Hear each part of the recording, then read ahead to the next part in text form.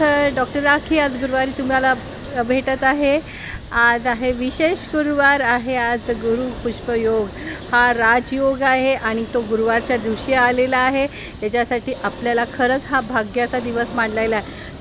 ज्यांनी गुरुत्व घेतलेलं आहे, आपले गुरु केलेले आहेत, त्यांना खूप महत्त्वाचा दिवस आहे आणि ज्यांनी घेतलेले नाही त्यांनाही आहे। कारण जे गुरु आहेत, सर्व देवांचे गुरु, त्यांचा आज विशेष दिन आहे आणि हा खरंच भाग्याचा दिवस आहे। आजच्या विशेष दिवशी आपल्याला गुरुवार आहे, सूर्याला जल दिलेलं आहे, गणेशजींना दुर्वा फूल वाहिलेलं आहे।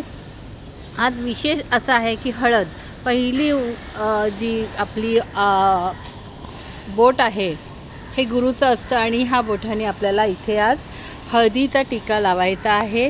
कारण आज हळदीला खूप महत्त्व आहे। पिवळ्या वस्तूंना महत्त्व आहे, पिवळ्या वस्तू दानाचं महत्त्व आहे, गाईच्या घासाचं महत्त्व आहे, पिंपळाच्या झाडाला हळदीचं जल देण्याचं महत्त्व आहे, केळीच्या झाडाला हळदीचं जल देण्याचं महत्त्व आहे। त्यांना जर तुम्हाला जमलं तर चण्याची डाळसुद्धा तुम्ही अर्पण करू शकता। शंकराच्या पिंडीवर तुम्हाला हळदीचं जल सकाळी द्यायचं आहे, संध्याकाळी प्रदोष काळामध्ये केशर घालून जल पिंडीवर द्यायचं आहे। तर अशा प्रकारचा आजचा विशेष दिवस आहे। पिवळी फुलं तुम्ही अर्पण करा, पिवळी पदार्थ दानामध्ये द्या, तुम्ही खा।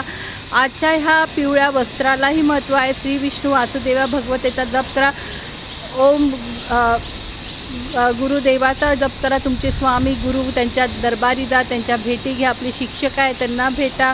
ओम बृहस्पते नमःचा तुम्ही जाप करा, 108 वेळा तरी तुम्ही त्यांचा जप करा। आज ही जी आहे जे इथे हळद लावल्यानंतर मध्य माथेला त्याच्यानंतर 3 वेळा ओम गुरुदेवाय नमः, ओम गुरुदेवाय नमः, ओम गुरुदेवाय नमः बोलू शकता किंवा ओम बृहस्पती नमः, ओम बृहस्पती नमः, ओम बृहस्पती 3 वेळा बोलायचं आहे। आणि जसं जसं तुम्हाला वेळ मिळत जाईल तसं नक्कीच तुम्ही जप करा, कारण हा भाग्याचा दिवस असतो। आज हळदीची गाठ घ्यायची, 2 हळदीच्या गाठी घ्यायच्या, देवाऱ्यात ठेवायच्या, त्यांना हळदी कुंकू लावायचं आहे आणि धूपबत्ती करायची आहे। संध्याकाळी त्या हळदीच्या गाठी एका लाल कपड्यात किंवा पिवळ्या कपड्यामध्ये बांधून तुमच्या तिजोरीत किंवा धनलाभाच्या ठिकाणी नक्कीच ठेवा। बघा तुम्हाला नक्कीच त्याचा तुम्हाला लाभ होईल। आपल्या दाराच्या उंबरट्यावर हळदीचं स्वस्तिक काढा, संध्याकाळी तिथे दिवा लावा। घरातला जेव्हा तुम्ही देवारात तुपाचा दिवा लावता त्याच्यात थोडी हळद घाला। संध्याकाळी पिंपळेच्या झाडाखाली तुम्ही छोटासा वात बनवून तिथे त्याच्यात तुपाची वातीचा दिवा लावा। तर असं हे केल्याने तुम्हाला खूप तुमच्या अडचणींना आणि गुरु बृहस्पती देव प्रसन्न झाला तर तुमच्याकडे धनाची काहीही कमतरता राहणार नाही आणि तुमच्याकडे भरभराट होते।